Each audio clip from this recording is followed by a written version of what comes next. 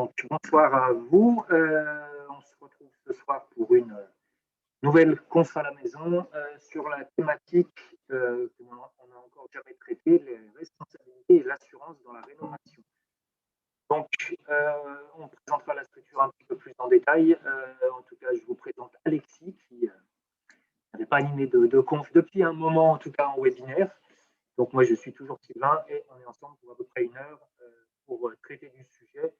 Et évidemment, toutes vos questions sont bienvenues. On essaiera d'y répondre, sachant qu'elles sont à poser dans la partie discussion, l'onglet chat de Zoom. Après, si on est peu nombreux, on verra, on pourra peut-être prendre quelques questions en direct, c'est plus simple, en audio. Donc, on est financé par l'ADEME, donc l'Agence de la transition écologique, la métropole de Lyon, qui est notre principal financeur, et la région Auvergne-Rhône-Alpes. Et donc, on a une mission de service public. Et donc, on va vous expliquer en détail un petit peu plus tard ce qu'on fait. On vous présentera un peu les consignes du webinaire. Et donc, Alexis sera le principal intervenant sur le sujet, puisqu'il est, on va dire, un peu référent du sujet à l'agence, ou en tout cas qu'il a aussi déjà travaillé dans le monde des assurances, donc il est le plus à même d'aborder le sujet ce soir. On prendra vos questions-réponses et donc vous aurez la possibilité de revoir le replay d'ici quelques jours sur la chaîne YouTube de l'Espace Info Énergie Rhône Métropole de Lyon. Donc nous, qui on est, on est à l'ALEC avec les collègues de l'ALTE, donc l'Agence locale de la transition énergétique qui travaille sur l'Est du Rhône. On co-anime l'Espace Info Énergie et on est un service d'intérêt général, un service gratuit, neutre et indépendant des fournisseurs d'énergie et de matériaux. Et notre rôle, ça va être d'apporter à tous les particuliers qui ont des projets de rénovation, voire de construction neuve, des informations techniques, des informations économiques, et évidemment, dans un but de réduire les impacts environnementaux, donc de consommer le minimum d'énergie possible et d'essayer de substituer les énergies fossiles par des énergies renouvelables.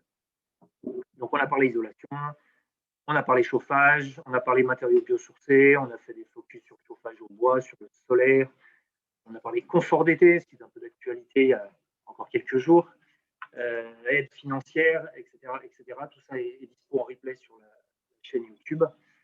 Et donc, ce soir, on parlera d'assurance et de responsabilité des entreprises. Donc, l'ALEC, elle va intervenir sur le territoire du Grand Lyon, c'est le territoire que vous avez en gris, donc en partie sud-est. Ça nous fait 59 communes et 1 400 000 habitants à peu près, sachant qu'on a une population qui augmente. Et les collègues de l'ALTE gèrent le reste du territoire du Rhône, avec notamment quelques permanences décentralisées sur certaines villes du reste du Rhône qui peuvent être un peu éloignées de Lyon. Voilà pour le territoire. Au niveau des consignes, donc, on a coupé vos micros, vos caméras pour plus de fluidité. Donc, les questions, comme je disais, sont à poser sur l'onglet converser ou discussion en bas de la fenêtre Zoom. Et donc, on enregistre. Vous pourrez revoir tout ça si vous avez, s'il y a des choses que vous n'avez pas pu noter au fur et à mesure. OK. Et sur la suivante. Et la suivante, je crois bien que c'est pour toi. Eh bien, c'est parti, Sylvain. Merci beaucoup. Bonjour à vous, donc Alexis Faro, conseiller Info Énergie à l'ALEC depuis mars dernier, n'est-ce pas, depuis cette période de démarrage Covid qui est derrière nous, j'espère. Voilà, je remercie Sylvain de par son accompagnement ce soir. Voilà, donc on va aborder ensemble l'assurance de la construction, l'assurance qui évoque les intervenants à l'acte de construire et tout d'abord les points de vigilance que vous devez avoir en tête en tant que maître d'ouvrage, et c'est vous. On va parler d'abord de vous avant de parler des intervenants à l'acte de construire. Ensuite, on abordera les garanties d'assurance et quelques exemples. On fera des petits quiz ensemble pour être un petit peu plus sympathique. Voilà, allez, on y va tout de suite. Alors, 3 points de vigilance en ce qui vous concerne.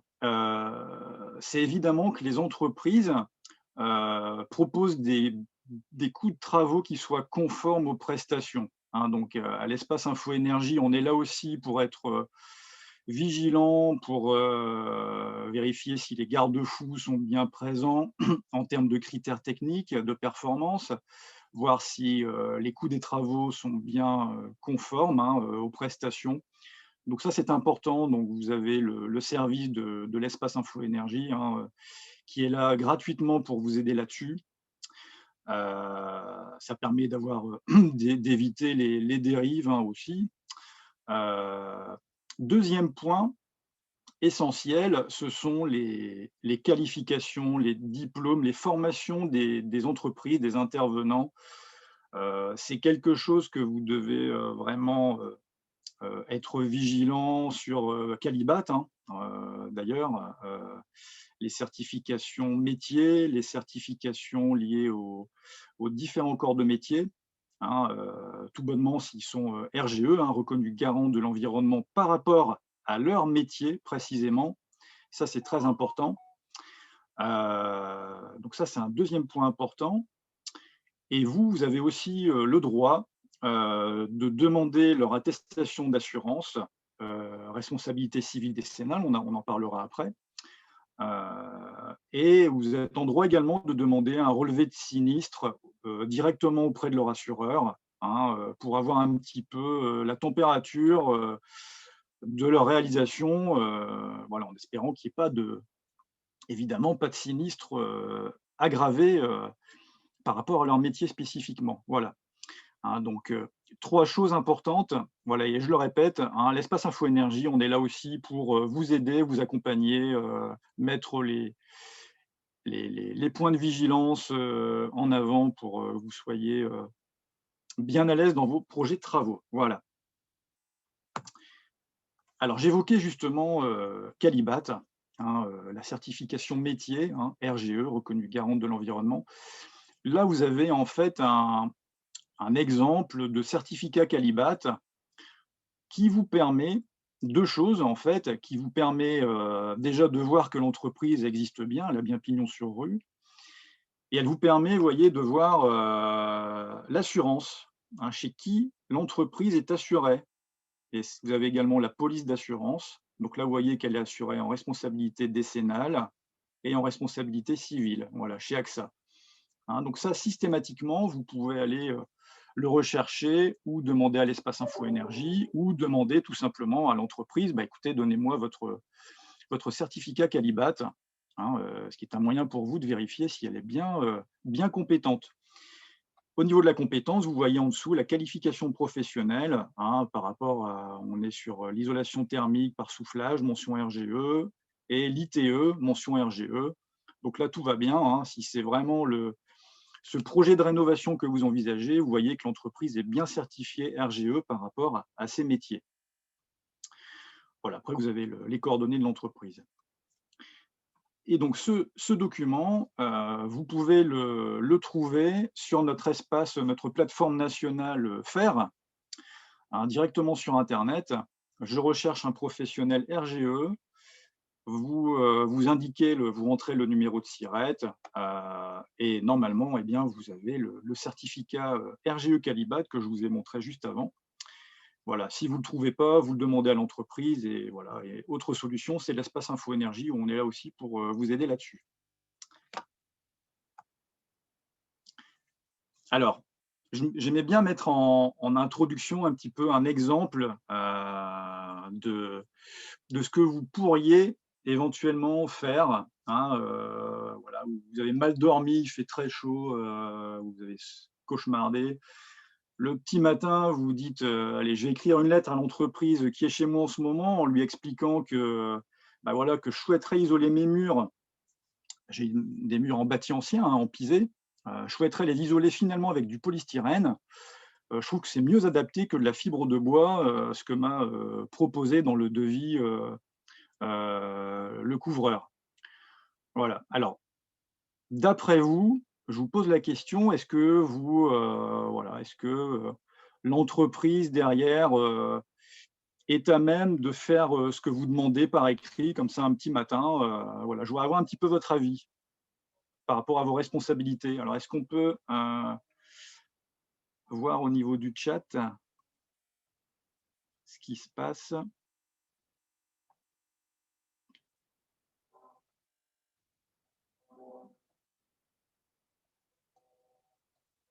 Allez-y, vous pouvez réagir à cette question.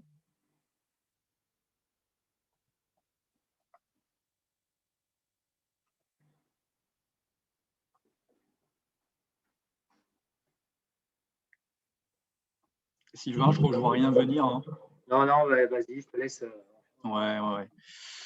Donc, évidemment, si vous décidez de modifier le plan de l'entreprise et si l'entreprise fait ce qu'elle vous demande sans qu'elle soit compétente, eh bien, vous engagez votre propre responsabilité. Vous engagez même vos fonds personnels en cas de sinistre aggravé. Hein, parce que, évidemment, qu'à l'Espace Info Énergie, on va évidemment vous dire que pour des murs en pisé, il faut mieux partir sur de la fibre de bois que du polystyrène pour le transfert de la vapeur d'eau. Hein, voilà, c'est un matériau, il faut absolument un matériau perspirant. Je referme la parenthèse, je retire ma casquette de conseiller Info Énergie, je reprends la casquette assurance. Hein, donc,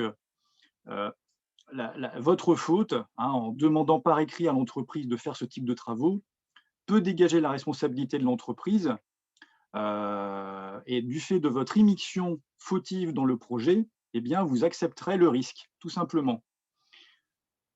À l'inverse,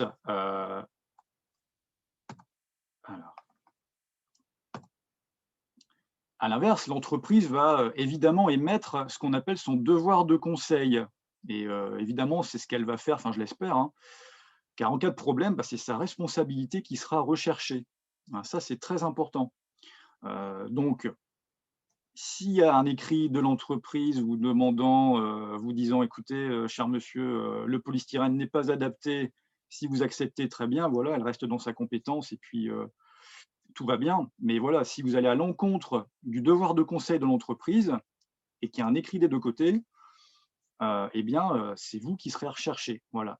On va oublier la responsabilité de l'entreprise. Donc, c'est ce qu'on appelle le devoir de conseil des sachants, parce que vous n'êtes pas des sachants. Les intervenants à l'acte de construire sont des sachants, et donc c'est eux qui sont assurés pour, on va regarder après ensuite, hein, tandis que vous, vous n'êtes évidemment pas assuré pour ce type de travaux. Donc on va voir ensemble maintenant les responsabilités des intervenants à l'acte de construire.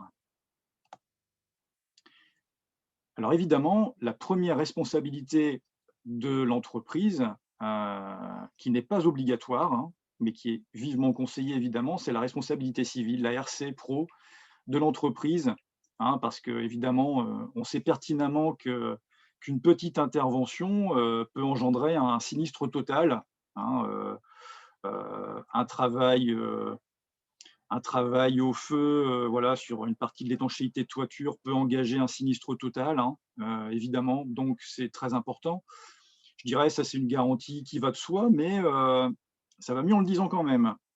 Ou alors, vous voyez sur la photo de droite ici, voilà la perceuse qui tombe sur le véhicule, eh bien évidemment, ce sera la responsabilité civile de l'entreprise qui sera là pour dédommager un sinistre matériel sur votre véhicule ou sur votre habitation. Je ne m'attarde pas plus sur cette responsabilité d'entreprise.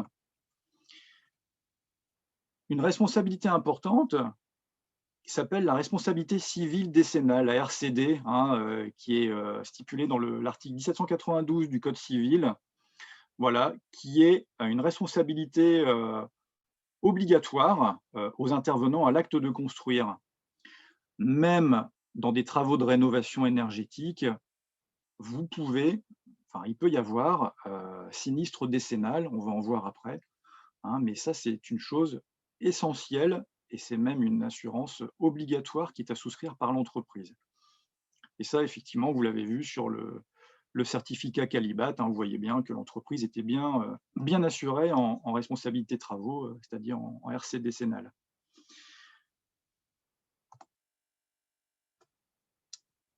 Et le point de départ, de certaines garanties, c'est le procès-verbal de réception, la réception des travaux.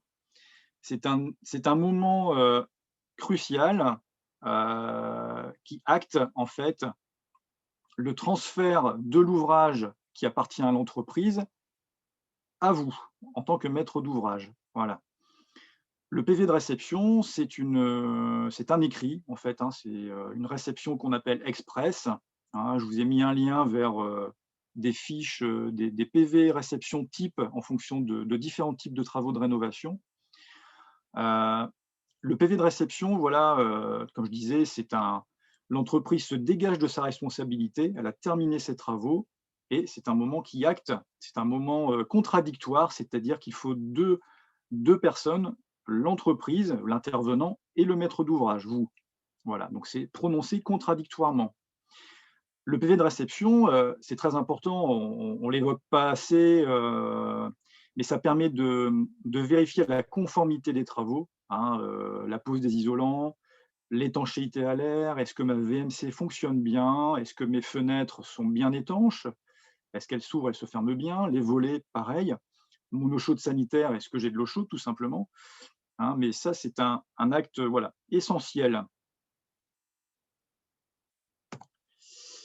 Alors, vous pouvez retrouver voilà, notamment la réception des travaux, les garanties assurances, hein, sur ce tract qui a été émis par l'ADIL, l'Agence d'information sur le logement, qui permet de retrouver ces éléments.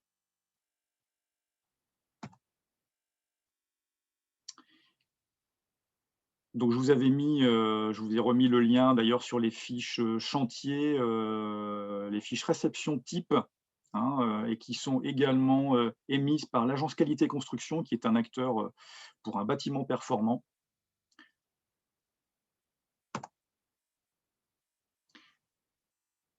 Alors, les garanties après la réception, les garanties légales, en fait, il y en a 3. La première, c'est la garantie de parfait achèvement. C'est la garantie qui démarre la première année après la réception. C'est une garantie, en fait, entre guillemets, de SAV. Hein. C'est l'entreprise, si vous émettez des réserves pour des travaux qui ne sont pas finalisés ou pas finis ou mal finis, cette garantie, voilà, oblige l'entreprise à finaliser les travaux. Voilà, donc c'est uniquement la première année. Une autre garantie qui s'appelle la garantie de bon fonctionnement, c'est une garantie biennale, hein, qui démarre les 2 premières années après la réception des travaux. Et c'est notamment cette garantie qui rentre en ligne de compte pour les travaux de rénovation énergétique, très souvent. Et la plus importante, je dirais, c'est la garantie décennale, hein, qui intervient les 10 premières années après la réception des travaux. Alors évidemment, ces garanties sont liées à des sinistres qui ne sont pas connus, hein, évidemment, sinon il n'y aurait pas d'assurance. Il faut que ce soit un sinistre aléatoire, hein, et qui réponde à une statistique. Mais si c'est un sinistre connu, enfin, si ce sont des réserves, évidemment, on n'est pas sur une assurance à dédommager. Alors, on va évoquer la garantie de parfait achèvement, hein, qui, comme je le disais, s'étale sur une année seulement, hein, qui est la garantie, en fait, entre guillemets, pour lever les réserves de l'entreprise, toutes les réserves, quelles qu'elles soient, en fait. Donc, retenez que c'est un peu le SAV de l'entreprise. La garantie de bon fonctionnement, les 2 premières années, voilà, c'est en fait tous les éléments d'équipement dissociables de l'ouvrage, c'est-à-dire les éléments qui peuvent être démontés sans abîmer le bâti, l'ouvrage. Voilà, ça par exemple, les radiateurs, hein, dans votre projet de rénovation énergétique, vous installez une chaudière, vous installez évidemment des radiateurs sur réseau d'eau. Ce sont des éléments d'équipement dissociables de l'ouvrage. Les volets également, hein, peuvent être retirés sans abîmer le bâti, et les robinets aussi, hein, voilà. Donc ça, c'est une garantie qui est engagée, voilà, les 2 premières années. Et évidemment, dans la rénovation énergétique, voilà, vous retrouvez le réseau de chauffage, vous retrouvez la partie plomberie, vous retrouvez les volets, voilà, tous ces éléments d'équipement peuvent répondre en cas de défaut, de sinistre, répondre à cette garantie de bon fonctionnement qui est les 2 premières années.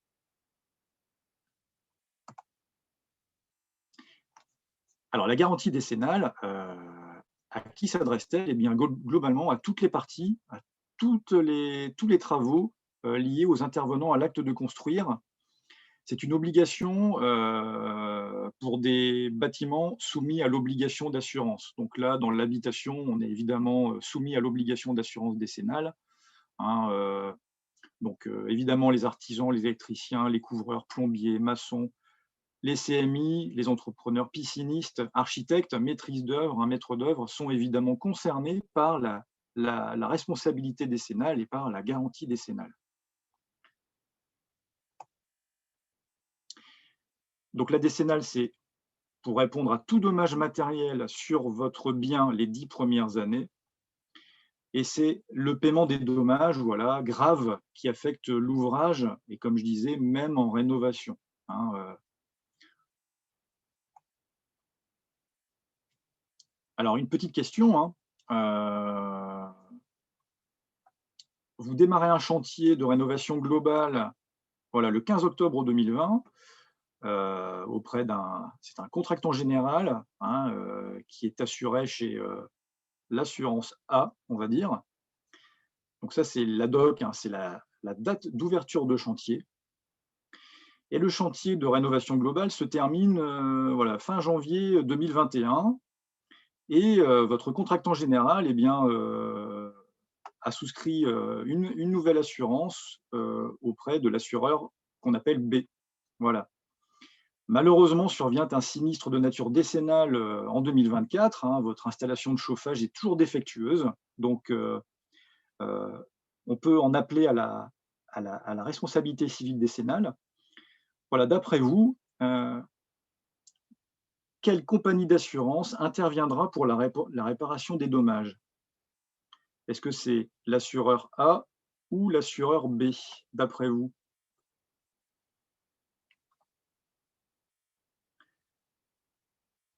Alors, je ne sais pas si on a des retours. Je crois que dans le faible nombre de participants, il va falloir que tu fasses les réponses. Questions et les réponses. Les réponses, ouais, bien sûr. Ouais. Tu peux prendre de voix différentes si tu veux. Ouais. Donc, évidemment, on peut se dire au prime abord, ce sera l'assurance B, hein, qui va couvrir les dommages. Eh bien non, c'est l'assureur au moment de la date d'ouverture du chantier. Donc, ce sera l'assureur A qui prendra en garantie la réparation de vos dommages décennales. Donc, c'est toujours pour la décennale l'assureur au moment de la DOC, de la date d'ouverture de chantier.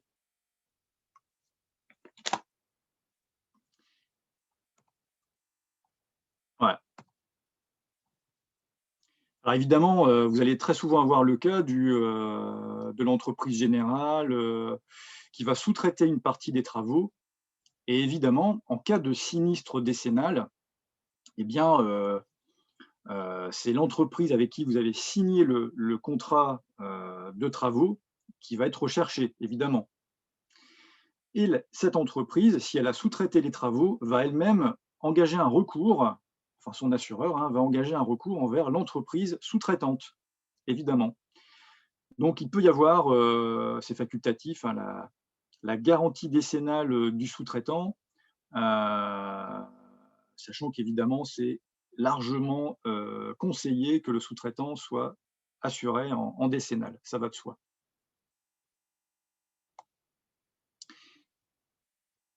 Vous avez ce qu'on appelle aussi une assurance dommage ouvrage, la DO, hein, qui est souscrite par le maître d'ouvrage, hein, vous, par le client, avant le démarrage des travaux. En fait, c'est une assurance qui vient en complément de la décennale de l'entreprise. C'est-à-dire que c'est un préfinancement. Hein, ça veut dire que l'assurance va rapidement vous dédommager financièrement. C'est ça le but de l'assurance dommage ouvrage. Et après, l'assurance va aller rechercher la responsabilité de l'entreprise qui a mal fait les travaux et qui engage sa responsabilité décennale. Donc, considérez ça en fait comme un préfinancement, c'est-à-dire pour avoir rapidement les sous pour pouvoir effectuer les réparations. Ça, c'est vraiment dans le cadre de la construction de maisons individuelles, par exemple, enfin, voilà, dans un cas assez précis.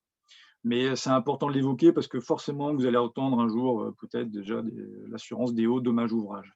Mais on est dans un cas très précis.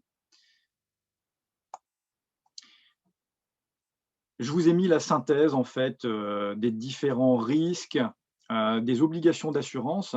Hein, donc on retrouve la garantie de parfait achèvement la première année, hein, qui est une obligation légale qui n'est pas assurable. Hein, c'est un peu la levée des réserves, hein, le SAV de l'entreprise. Hein. La garantie de bon fonctionnement les 2 premières années, non plus pas obligatoire, mais qui est prévue dans les contrats d'assurance, qui est néanmoins une obligation légale. Et troisième obligation légale, évidemment, la responsabilité civile décennale, hein, et qui est, elle, obligatoire. Hein. Donc, l'entreprise est à même de vous fournir son attestation d'assurance. Si vous voyez une entreprise qui n'est pas assurée en décennale, déjà, c'est légalement interdit, et ensuite, elle risque voilà, du pénal avec amende, etc., etc. Donc, la responsabilité civile décennale, voilà, vous avez les différentes typologies, la plus importante étant la décennale, voilà, qui affecte la solidité de l'ouvrage ou qui le rend inapte à ce quoi il est destiné. Donc, on ne peut pas y vivre, en fait. Je vais y revenir après. Vous avez des responsabilités pour les dommages à l'ouvrage avant réception des travaux, hein, les dommages en cours de chantier, pas obligatoirement assurés, mais en fait, je dirais que ça ne vous concerne pas forcément. Hein. Vous, ce qui vous intéresse, c'est que les travaux soient bien réalisés conformément à ce que vous avez signé. Et puis, vous avez évidemment l'assurance pour les dommages aux tiers, la responsabilité civile que j'ai évoquée au début du webinaire. Alors, à vous de jouer, voilà, j'ai prévu quelques petites questions, mais je pense que je les ai pour la plupart déjà évoquées. Voilà, d'après vous, le point de départ des garanties légales, quel est l'élément déclencheur, hein, je l'ai souvent évoqué dans cette conf. Eh bien, c'est le procès-verbal de réception, la réception des travaux, hein, c'est vraiment le point clé, hein, qui engage derrière les garanties que j'ai évoquées, les 3 garanties légales que j'ai évoquées.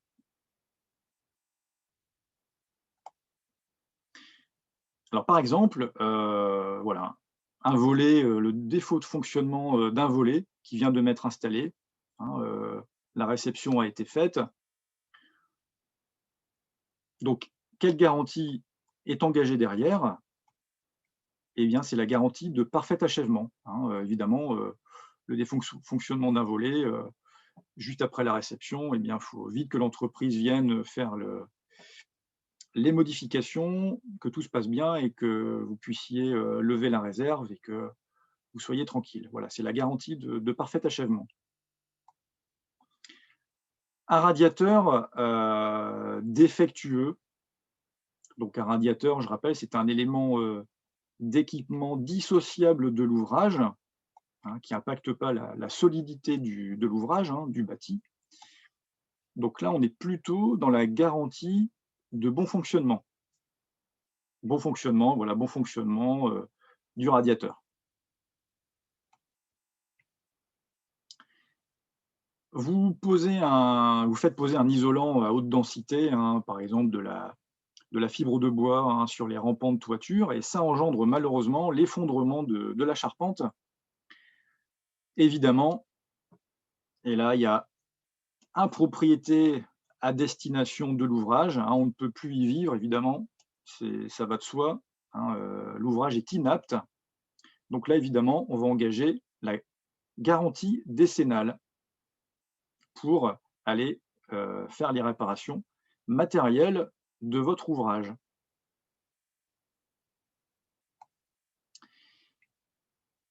Alors, vous avez projeté d'installer une chaudière, un granulé de bois, par exemple, en remplacement de votre chaudière au fioul. Et il s'avère qu'elle est sous-dimensionnée. Vous n'arrivez pas à chauffer, vous n'arrivez pas à avoir une température de chauffe digne de ce nom, confortable. Les résultats attendus ne sont pas là. Eh bien, voilà, s'il fait -10 dehors, que vous ne pouvez pas vivre dans votre maison, il y a inaptitude à vivre dans la maison, eh bien, vous pouvez engager la garantie décennale de l'entreprise. Voilà, elle est obligée de venir faire le travail, de venir réparer pour que la chaudière soit bien dimensionnée. Voilà.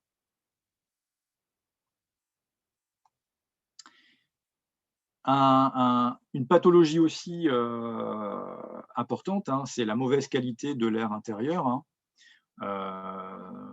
Donc ça, j'ai envie de dire, c'est un peu un sinistre qui peut engager plusieurs intervenants à l'acte de construire, plusieurs entreprises.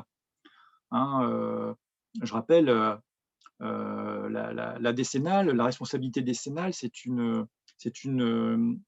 la loi qui prévoit une présomption de responsabilité, ce qui signifie que on n'aura pas à aller rechercher, à prouver une faute de l'entreprise, elle est présumée responsable. Dans le cas d'une mauvaise qualité de l'air intérieur, ça peut être le plaquiste qui a mal posé le placo, l'isolant dont des fibres voilà, se développent dans l'air, l'électricien qui a mal posé la VMC, il y a des fibres de bois de l'isolant qui malheureusement sont volatiles dans l'air, ou une odeur qui rend impossible à vivre chez soi, ça peut engager la responsabilité décennale. C'est déjà arrivé en jurisprudence. La qualité de l'air intérieur peut avoir pour origine la réalisation de modes constructifs particuliers ou certains matériaux qui peuvent entraîner l'impropriété à destination. On est clairement dans la garantie décennale. Je le rappelle, mais le constructeur, l'entreprise, l'intervenant ne doit pas oublier le devoir de conseil à son client. Ça fait partie de ses compétences. Ils sont les garants du résultat. Ils sont là pour vous conseiller sur une aération, des débits, l'entretien, la maintenance de la chaudière, par exemple. Donc l'entreprise est là également. Ça fait partie de son métier de vous conseiller. C'est ce qu'on appelle le devoir de conseil. Tant qu'elle reste bien dans son domaine de compétences. Voilà. Nous, à l'Espace Info Énergie, on est là aussi pour vous apporter un regard. On n'est pas intervenant à l'acte de construire à l'Espace Info Énergie, on n'engage pas notre responsabilité. Mais voilà, si vous voyez qu'il y a des choses qui vous semblent pas claires ou louches ou pas conformes, n'hésitez pas à revenir vers nous aussi. On est là pour vous aider. Des exemples de défauts d'étanchéité à l'air. J'ai mis cette photo aussi d'une fenêtre ici qui a été posée avant la réalisation de l'appui.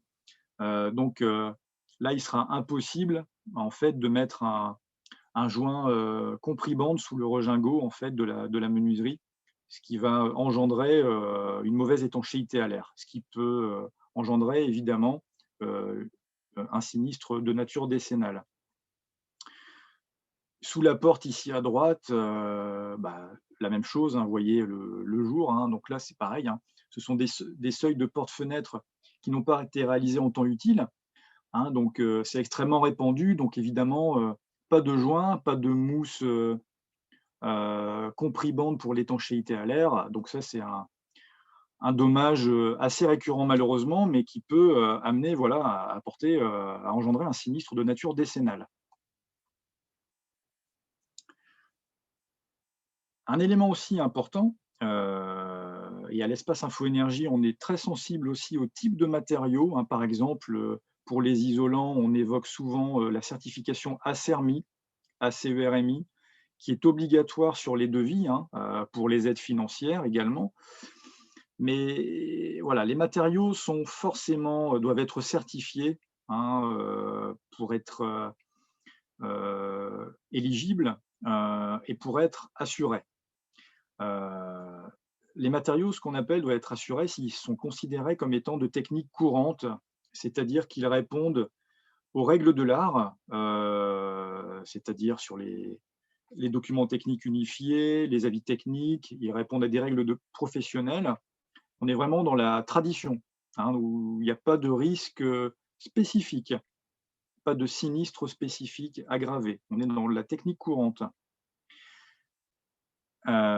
C'est-à-dire que les produits ont l'avis technique, ont un ATEC, un avis technique valide, du CSTB, du Centre scientifique et technique du bâtiment, ou un DTA, un document technique d'application, ou un pass innovation vert du CSTB. Voilà. Dès lors que vous partez sur des travaux de rénovation, d'isolation avec des matériaux qui ne sont pas techniques courantes, c'est-à-dire techniques non courantes, vigilance, là aussi, revenez vers nous ou demandez à l'entreprise voilà, quelles sont les certifications du produit en question. Si c'est un isolant, je ne sais pas, biosourcé, pas encore connu, hein, voilà, vigilance. Il faut vraiment que l'entreprise soit assurée pour des matériaux certifiés et reconnus en tant que règles de l'art, hein, ou par des règles professionnelles. Alors, petite question, le marquage CE hein, est-il un gage de qualité au même titre qu'une certification produit? Eh bien non, le marquage CE est juste obligatoire pour les produits dans leur circulation au niveau de l'Union européenne, mais ce n'est pas une certification, donc ça ne suffit pas. Hein. Donc, voilà. Nous, ce qu'on va vous demander à l'espace Info-Énergie, c'est souvent voilà, certification ACERMI de l'isolant. Pour un poêle à granulés, un poêle à bûche, c'est s'il est flamme verte 7 étoiles hein, ou équivalent. Pour des fenêtres, eh bien, si vous avez bien la garantie fabricant.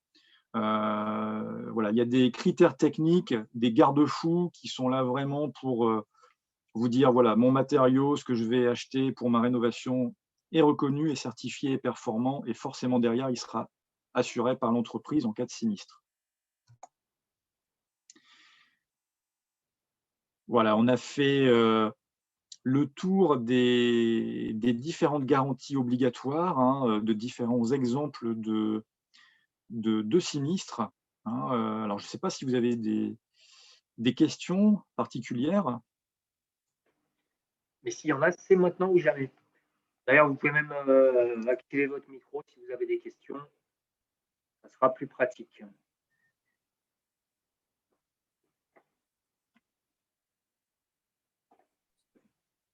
Et une question. Oui. Comment s'assurer que l'entreprise est bien à jour de ses règlements d'assurance et que ce qu'elle met sur ses imprimés est effectif? Alors effectivement, vous avez le certificat Qualibat RGE qui est la preuve que l'entreprise est bien compétente par rapport au métier en question, aux travaux de rénovation que vous engagez. Donc ça, c'est un document existant hein, qui montre noir sur blanc ses compétences et si elle est aussi bien assurée pour ça.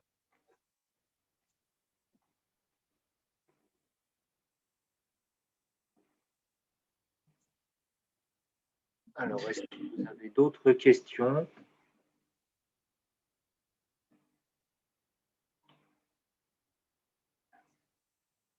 Donc, pour information, il n'y aura pas de conférence la semaine prochaine. Je crois qu'il y avait possibilité de concurrence avec un match de foot. Par contre, la prochaine, et je pense que ce sera la dernière avant les vacances d'été, ce sera dans 15 jours. Et on abordera la notion de de qualité de l'air et de santé dans l'habitat. C'est aussi un sujet, on va dire, un peu périphérique, mais qui a son intérêt. Donc, s'il n'y a pas d'autres questions, on peut déjà mettre nos coordonnées sur la diapo suivante. Si vous êtes des habitués, vous devez déjà savoir. Donc, nous, on est localisé dans la gare des Brotteaux pour encore quelques semaines, on va dire, puisque nous déménagerons au courant de l'été pour attaquer début de septembre, pas très loin, vers Charpennes, mais l'équipe s'étant agrandie, on a besoin de plus de place. Donc, vous pouvez appeler les conseillers, les joindre au 04 37 48 25 90. Donc après, on vous demandera de taper 1 ou 2 selon que vous soyez de la métropole de Lyon ou du reste du Rhône. Vous avez les coordonnées, donc mail, site internet. À partir du moment où vous êtes inscrit, on vous enverra de toute façon le lien vers le replay qui sera en ligne d'ici 2-3 jours et vous pourrez retrouver toutes les autres conférences qu'on a fait depuis le début de l'épidémie de Covid. Alors ça s'appelait au début les confinés, maintenant ce sont les confs à la maison. On espère un jour prochain à la rentrée pouvoir refaire des confs en vrai avec des vrais gens et refaire des visites de sites et reparticiper à des foires et des salons. Si tu peux mettre la diapo suivante, je peux te laisser parler puisque tu es toi-même conseiller. Oui, donc évidemment, n'hésitez pas, voilà, pour vos travaux de rénovation, vos questions, vos projets de rénovation globale, n'hésitez pas évidemment à nous solliciter. On est là pour ça, hein. Service gratuit, indépendant, neutre et indépendant. Voilà, on est là pour vous aider, vous accompagner. Voilà, tout le monde a le droit à une aide financière, hein. Voilà, une aide locale de la métropole si vous êtes sur la métropole. Il y a des aides nationales aussi, hein, MaPrimeRénov', les primes énergie, pour ne pas les citer, les aides locales aussi. Hein, donc, on est là pour faire un point ensemble. Donc, n'hésitez pas, voilà, vous avez les coordonnées. Ce sera moi ou mes chers collègues hein, qui sont là à votre disposition.